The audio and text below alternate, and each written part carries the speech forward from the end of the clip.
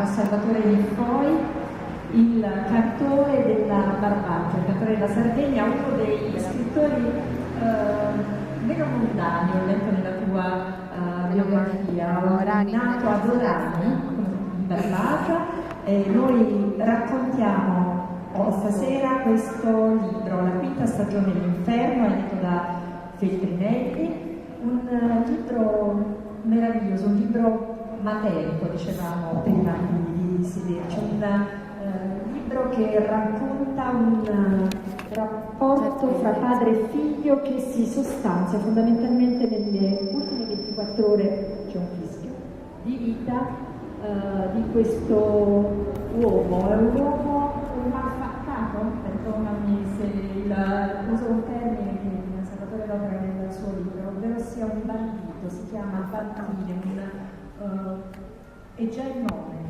ci fa entrare in Sardegna, è un libro che ha odori, sapori della Sardegna, è un libro che ci riporta all'etica di alcuni sentimenti, all'etica del racconti. Bantine, anzi devo pronunciarlo per bene,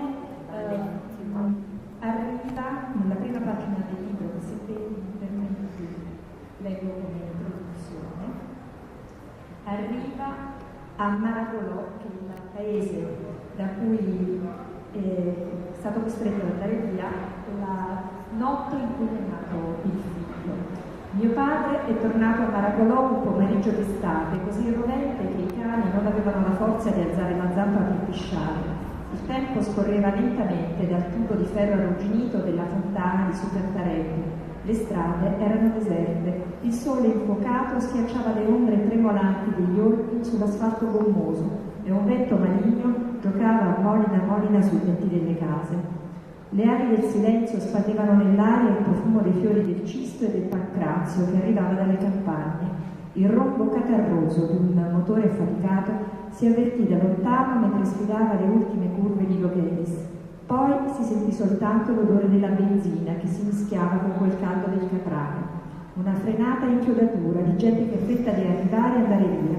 Motore sempre acceso, movimenti rapidi e precisi, colpi ripetuti sul battente, voci pressose. Signora Veronica, apra, siamo amici di suo marito, faccia presto. Apra che abbiamo un'ambasciata urgente per lei. Due sconosciuti lo hanno scaricato da una vettura grigia di fronte alla nostra porta, dicendo a mamma mea, che aveva aperto, solo poche parole. L'amico Bantine ci ha implorato di non lasciarla in terra anzena, di portarlo a morire qui in Barbaccia, tra le braccia di sua moglie e di suo figlio. Non ci chieda niente, piuttosto non perda tempo, gli chiami subito un prete per l'estrema unzione, perché come vedi gli rimane poco da vivere. Questa è l'introduzione che già ci fa toccare con mano quello che è il romanzo di Matilda Vita, romanzata che lui racconterà in un lunghissimo, bellissimo, appassionatissimo monologo al figlio in questo letto di morte. Salve a tutti, grazie per l'ospitalità, per la presenza. Mica Sardegna, ci siamo conosciuti 5 minuti fa, ma io sono uno di quelli che parla ancora le persone guardandole negli occhi, non le valuto né via mail né via messaggini, neanche via Twitter. Mi basta che sono abituato anticamente normalmente a questo tipo. Diciamo che l'idea del libro è nata dal fatto che io ho 4 figli e che ho lavorato per 34 anni a scuola come insegnante e ho visto il mondo dei giovani andare alla deriva verso la perdita del linguaggio, verso un impoverimento totale. Li ho visti sempre più immiseriti, come diceva l'anonimo dell'amico Cesare Seri, che purtroppo è venuto a mancare mesi fa. I giovani non sono più attrezzati ad affrontare la vita dal punto di vista linguistico e secondo me neanche da un punto di vista culturale. Non solo in Barbaccia, ma anche in Italia io sto vedendo un terremoto antropologico che mi inquieta. A fronte della precarietà, ahimè, disperante, dannata della mancanza di lavoro, vedo anche un popolo di giovani che si sta riempiendo di ingegneri che non sanno più progettare la cuccia per cani, oppure anche i medici che confondono un carcinoma al collo dell'utero con un furunco. Questo è molto grave. E il mio invito ai giovani è quello di tornare anche a fare quei mestieri che in Sardegna ormai snobbano tutti quanti, non trovate più un cervello pastore, nel senso che vengono importati da fuori, non trovate più un giovane agricoltore. E quindi questo impoverimento linguistico nasce anche dall'abbandono di questi mestieri che davano sostanza e arricchivano il linguaggio. È nato anche dalla voglia di riagganciare i giovani al contatto con il linguaggio caldo, ad abbandonare il linguaggio della fusione fredda che avviene soltanto, come dicevamo prima scherzando, via mail o via Twitter. Cioè oggi tutti sono pieni di amici, a volte li vedo disperatamente soli, ho una famiglia, 4 figli, oggi sono la famiglia numerosa che corrisponde a 10 figli degli anni 50, nel 50, un frutto post-bellico praticamente. E quindi vedo, a differenza dei primi 3 figli, ho una bambina, mi sento, altrimenti ci avevi messo quel resto di capelli, sempre più impegnati a comunicare con questi strumenti freddi. Non sanno più raccontare, hanno quasi paura del mondo, non sanno affrontare né le persone del mondo perché hanno veramente, nonostante gli studi, nonostante l'impegno, una povertà di frecce linguistiche nella faretta dell'esistenza che mi mette paura. Il romanzo vuole epicizzare, cioè tornare al piacere di epicizzare il racconto attraverso questo figlio che in pratica non ha mai conosciuto il padre, ma per dare al lettore la possibilità di vedere che a volte una eredità raccontata vale più di un'eredità vissuta. Questo padre che a un certo punto riempie le 24 ore in maniera joyciana ed ellittica, nel senso che alla fine arriva e poi ritorna dopo le 24 ore, dopo questo delirio febbricitante perché ha un proiettile in testa, ritorna proprio alla possibilità, toccando le mani anche attraverso il fatto sensoriale tattile, oltre che alla presenza fisica, ad avere questo scambio che non è solo di emozioni, è uno scambio di vita. Gli sta regalando in 24 ore un'eredità immateriale fondamentale, quella degli affetti, quella dei valori veri che non sono quotati in borsa, ma sono i più importanti in assoluto, almeno per me. E questo padre, che non è mai esistito, che è stato un malfattato, nato sotto la luna cattiva, diciamo anche molto semplicemente un grande sfigato, perché la contingenza l'ha portato a compiere atti che probabilmente non avrebbe compiuto se fosse nato sotto una luna buona, anche sotto condizioni economiche meno indigenti, lo porta a riscattarsi quasi, da fiducia negativa a diventare positiva, perché in fondo poi si ha grande rispetto e grande simpatia, perché è uno che porta dentro quel senso dostoevskiano dell'ineluttabilità del male e della morte, ma anche del senso dell'espiazione e del rimorso. E a suo figlio racconta veramente tutto, cosa che a volte i genitori moderni non hanno il coraggio né il tempo né la pazienza di fare, perché il mestiere del genitore è più difficile in questa vita dopo il mestiere di vivere, avrebbe detto Pavese. E gli racconta anche i tanti più oscuri tradimenti che ha fatto nei confronti della madre, però gli fa capire la cosa più importante, che questo cordone umbilicale, dopo che lo ha visto appena nato, gli ha visto solo il colore degli occhi, ha visto che erano i suoi, non è mai venuto a mancare neanche nei momenti più terribili della sua esistenza, quando borderline ha rischiato veramente di uscire di testa e di rimetterci la vita, quando alla fine poi ce l'ha veramente rimessa. Bantine, infatti, è un personaggio che nel momento in cui inizia a raccontare, no, la storia del figlio, si percepisce immediatamente che è un personaggio negativo. Il figlio, diciamo, di madre nubile capisce soltanto da adolescente chi è il padre, oltretutto è un personaggio, anche questo, piuttosto pittoresco, quasi picaresco, è uno che suona uno strumento in giro per i paesi della Barbagia dell'Oliastra. E nello stesso tempo viene però, non è cattivo d'animo, diciamo così, viene incastrato dai Gonzales, che sono i cattivi veri, quelli che hanno il potere economico, che lo fanno in qualche modo, non rivelo nulla di grave perché non è un giallo, viene praticamente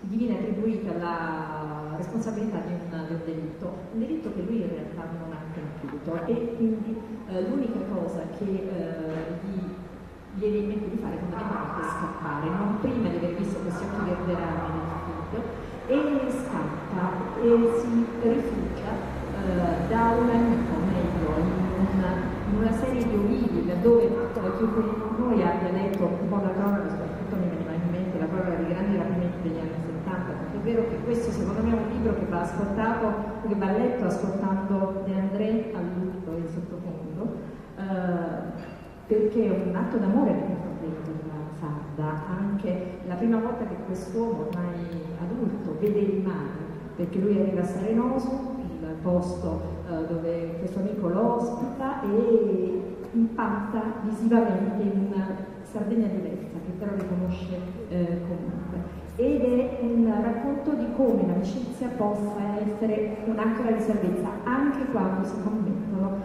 degli atti criminali, criminosi. Non è un'apologia del reato, ma è l'apologia dei rapporti che comunque possono essere sinceri e solidali anche in ambienti nei peggiori.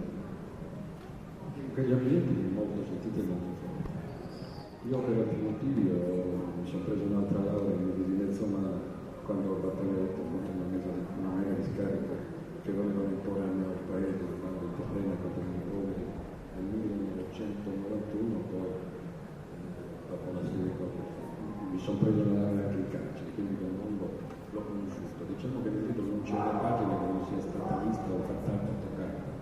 Il mare, quello vile fronte mare, è un vile tipico, però è la prima volta che ho visto il mare, io l'ho visto lì ragazzino nel 1963, che il prete avevamo seppellito due vecchiette che non erano nessuno, aveva dato una vecchia tenda per le coloniali, l'avevamo installata lì perché c'è questa grotta per Calatrivia adesso a Calacolone, vicino a Calacolone, vicino a Calalone, un posto famosissimo, però una via che di fronte alla Reca mi pensa che sia un'esplosiva meravigliosa, perché da noi c'è questo strappo violento, feroce, ma bellissimo tra montagne, sono queste pareti calcaree che a volte sembrano rugginosi, spruzzate con della ruggine, a volte con del latte appena munto, e quindi con questo verde, con queste profondità stupende.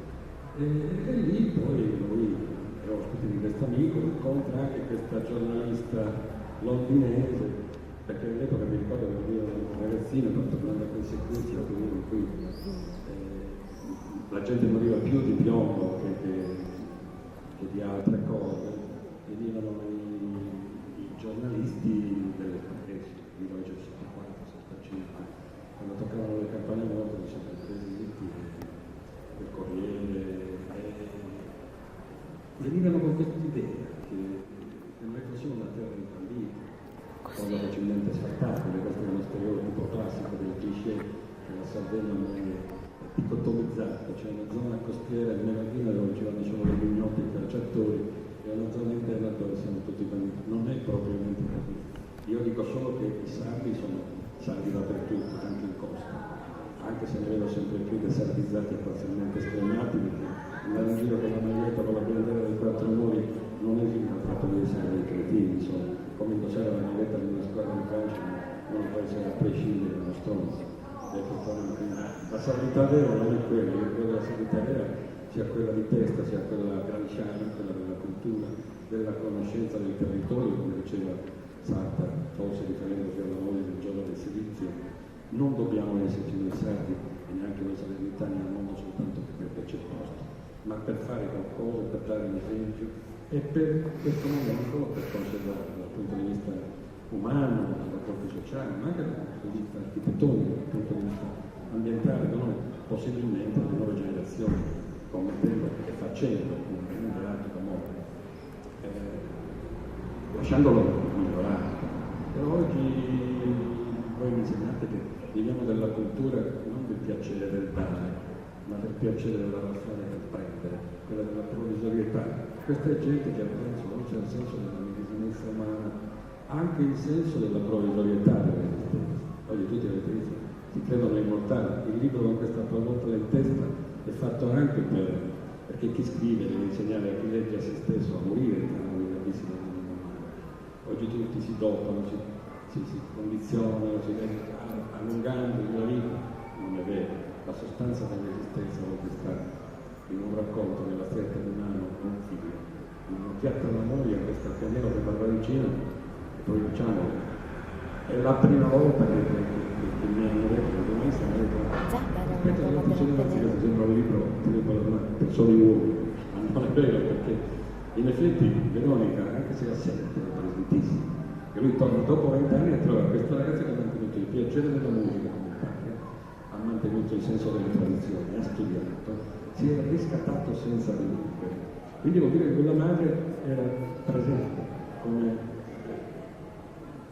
per esempio la luce in quella di Caravaggio, a volte era spazzata, non spazzata, e in mezzo a tutto quel buio qua. Quindi questa figura di Veronica e anche quella della madre, in fondo, come in tutti i miei romanzi, da Mintori, tutte le altre personaggi, e come nei romanzi, sono l'architrave della mia storia. Io vedo tutto, quando dico che la scrittura è femmina, dal momento dell'acchiappo al momento della gestazione, del parto, è femmina perché è un atto d'amore che riesce a trasformare anche nella pagina dei momenti di dolore profondo, la disperazione del dolore e speranza. Veronica è Elisa, no? Elisa, good day, quindi Elisabetta, buongiorno, sono le due donne, una molto fisica, nel senso la vediamo, questa protagonista inglese con la quale lui in qualche modo addolcisce la sua latitanza, che però poi gli gioca un brutto scherzo, perché in realtà gli professa amore eterno e poi in qualche modo lo vende al miglior prezzo, nel senso che fa lo scoop della vita, è riuscito a incontrare questo latitante, appunto accusato a quel punto ben di due omicidi, perché non soltanto questa ragazza che in realtà non aveva ucciso lui, ma poi anche un poliziotto che lo stava inseguendo. E poi c'è Veronica presenza e assenza, Veronica continuamente evocata.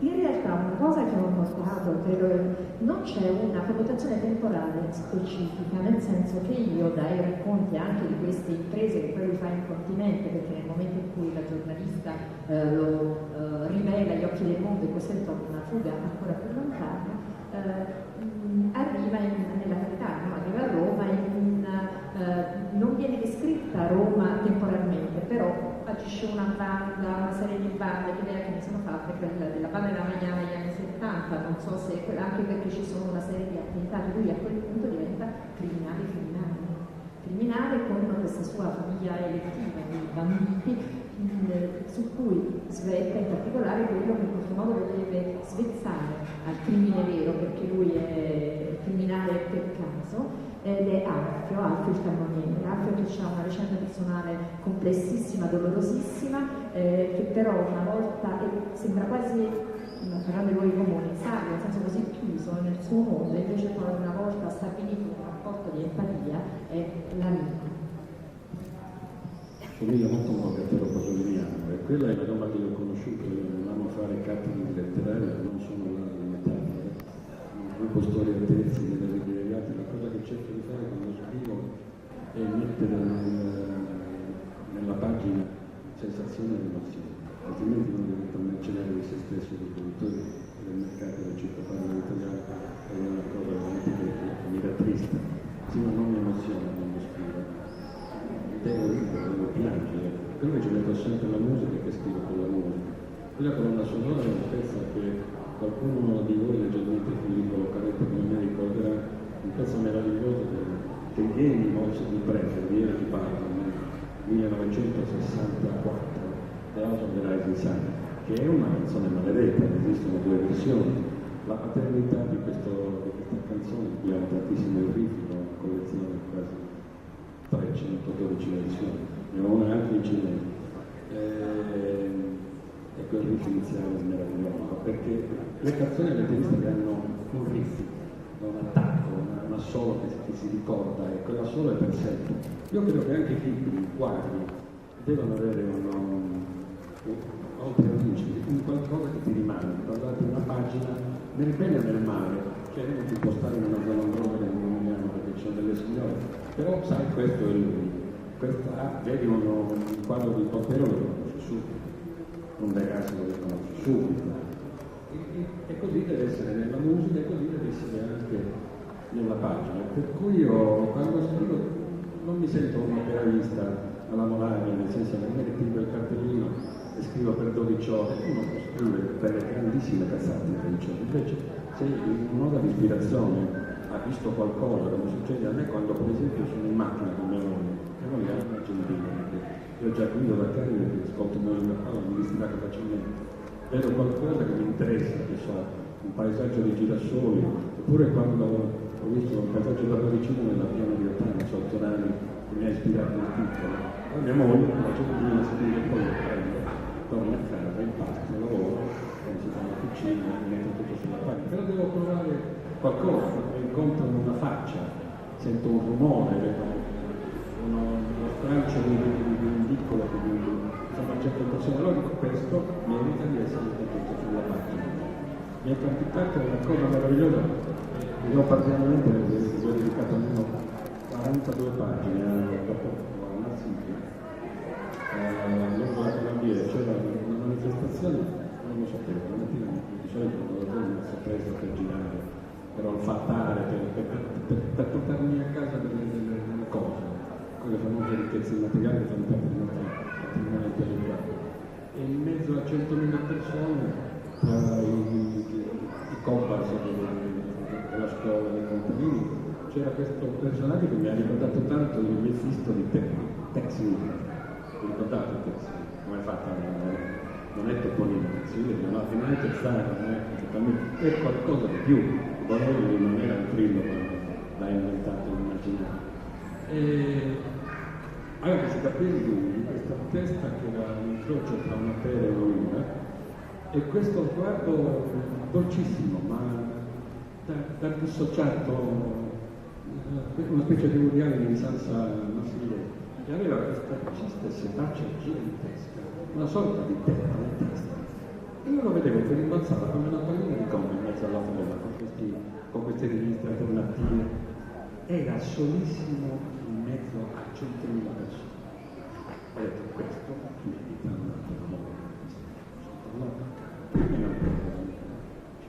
Mi sono scripacchiato tutti i servizi ancora nella mia permanenza e poi sono tornato a casa una gran parte di quelle felici, mi sono messo un po' per cercare ancora e non so quando uscirà sulla facilitazione, però credo che questa sia una materia prima che deve utilizzare lo scrittore. Lo scrittore di un certo certo si deve guardare intorno e scrivere quello che vede, sempre trasfigurando, in un paese di 3.000 anni, cioè il gioco è facile, quando io parlo di un prete, poi le pedine, il 9 di mattina dalle mie zie, hai il prete verano quello che mi sono incinta quella lingua, il pedofilo, e allora voi sapete che è molto difficile di stare attenti, perché dalle nostre parti bisogna essere non tenuti ma rispettati, altrimenti se non riescono a impallinarti ti mettono come minimo 2 blocchetti nella schiena per impedirti di volare, e questo non mi è neanche detto di mettere davanti alla prima.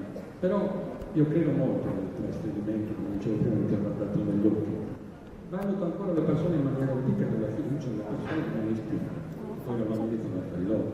Ma quando si scrive uno deve trovare qualcosa, non deve scrivere, perché avete visto che gli scrittori scrivono sempre più, perché tira questo filone, allora il lettore dice mi scrivi una storia. Questo è il minutismo allo stato puro, lo scrittore non può diventare un jukebox, non si può prestare a fare marchetti così. Io sono dell'altra scuola, ho avuto seminario di Mauro e Pedulano, quindi questo mi ha insegnato tanto e preferisco consolidare la mia dignità e la mia faccia di fronte ai miei alunni, ai miei figli e al mio paese piuttosto che avere qualche copia in più. E devo provare emozioni e mi succede ancora, adesso un po' di meno, ma fino a quando la bambina, adesso che era una bambina, la più piccola dei nostri figli, che 18 anni, ne aveva 16, un giorno è entrata a casa perché mia moglie stava ancora e io i due preparo, cucino, tutto quanto per me. E sto scrivendo. Mi ricordo che un giorno mi ha trovato proprio a piangere.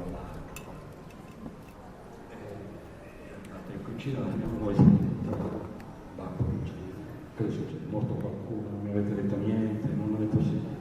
Mia moglie che conosce la figlia, babbo sta seppellendo di sicuro qualcuno di 6 personaggi, stai tranquillo. Un'altra volta mi ha trovato ridendo di matto che sembrava Jack Nicholson del qualcuno uno appena lobotomizzato con le batterie nuove.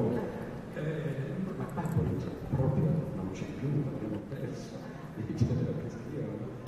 E in effetti mi stavo esattamente descrivendo la pescivendola di Ritornabalone, quella con la dentiera che poi compie questo atto d'amore meraviglioso, dove c'è questo malato terminale che va lì per ritrovare la propria identità perché non sa la sua appartenenza genealogica e gli regala una vita d'amore felicemente senza dentiera.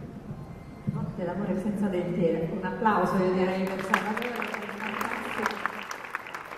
E la sua prosa è come le sue parole, nel senso viva, salta immediatamente la lettura.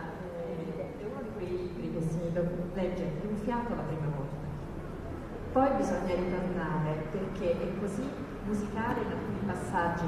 Tu descrivi alcuni angoli di Sardegna, che sono come era quella della Piana di Appiane del Mare, che nessuno di noi naturalmente andiamo qui a visitare, perché però improvvisamente prende forma nelle campagne persino i cani, le strade sono bellissime, musicali nel racconto.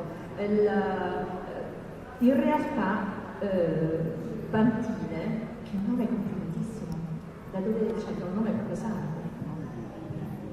Noi l'abbiamo santificato. Adesso voi pensate che con una facilità che non ha neanche il nuovo Papa, insomma, è velocissimo, molto spinto, ma da noi quando si muore si può essere pluridelinquenti, poi aver fatto l'appello a 20 persone. Dal momento della salita criminale che incide a molto caldo, si parla già del beato, il beato. Non aspettiamo molte pratiche per dire queste faccende. Pantine vuol dire Costantino. Voi sapete che c'è un santuario bellissimo dove si corre una corsa, 30-40 mila presenze, una cosa terribile, folle, pazzesca, ma meravigliosa, bellissima. Si parte dal santuario, si scende verso l'arco di Costantino a una velocità pazzesca. Qualche volta qualcuno ci muore. Ma io credo che ci rappresenti molto la nostra sardità, nel non essere gente avvezza ai compromessi, ma non si tratta di sardi politici parzialmente schemati come quelli che abbiamo definito prima, ma gente del tutto o niente, o tronco schieggio, vita o morte. Non compromessi con la mediocrità, col potere, ma anche con l'affrontare l'esistenza. Questa non paura di osservare in faccia la morte.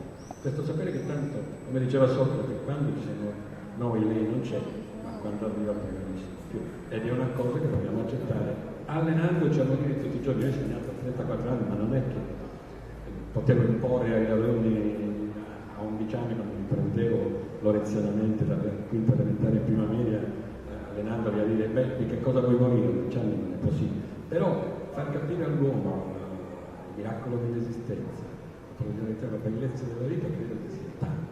Il lato culturale più grande che esiste, insomma. L'uomo potrebbe rispettare il prossimo, rispettare i beni culturali, ma rispettare il terreno dove mette i piedi, cosa che non succede più perché si è persa questa sacralità dell'esistenza. Essendo noi gli unici animali terrestri che abbiamo consapevolezza di questa, sembra che proprio come dice Zygmunt Bauman, grande sociologo, io considero anche un grande nella modernità liquida in quella sola, sembra che facciamo di tutto oggigiorno per rimanere degli imbecilli e destrutturare il senso della morte, come che destrutturarla, deframmentarla, rinviarla da lontano. Non è possibile, per esperienza solo bambino, per chi non va al dentista, passa con l'adolescenza con la faccia così e poi perde pure